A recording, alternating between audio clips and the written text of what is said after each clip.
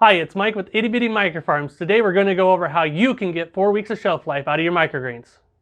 Make sure you stick around and watch this whole video as we get into 3 areas: harvesting, packaging, and storage. They're all critically important to make sure you follow to get the best shelf life out of your microgreens. Let's get into harvesting. Alright, harvesting.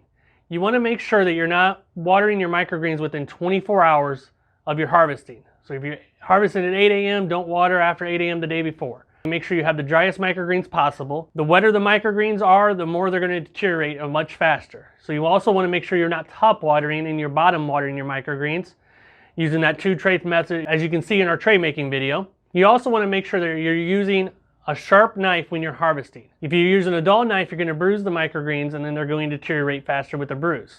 That also, you do not want to use scissors. Scissors, you're making uneven cuts, which also leads to them deteriorating faster. So using a sharp knife is highly critical when harvesting your microgreens. Alright, the last thing on the harvesting, you want to make sure you do not wash your microgreens before you're packaging them. You want to harvest them dry, package them straight into the packaging dry. If you wash them, get them wet at all, they're going to deteriorate faster. You just want to wash them right before you eat them. Okay, we're going to move into packaging now and talk about that a little bit. You want to make sure that you're using an airtight sealed container, like a clamshell like we use. Not like a bag or anything like that that's going to get squished on the microgreens and allow too much airflow and dry them out. So we use an airtight clamshell container for that. You want to make sure you're using the right size container.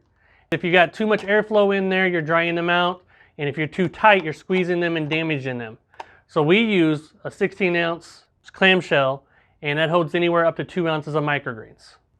And we also use a 24-ounce container for up to 3 ounces of microgreens. And if you're following these methods up to this point, you do not need to use a paper towel, or what most people call them, a diaper, or a moisture absorber in your container. You already follow these steps and they're nice and dry. All right, let's talk about storage. You want to make sure you're storing your microgreens at a 34 to 40 degree range cooler. We do ours at 36 degrees. You do not want to freeze them.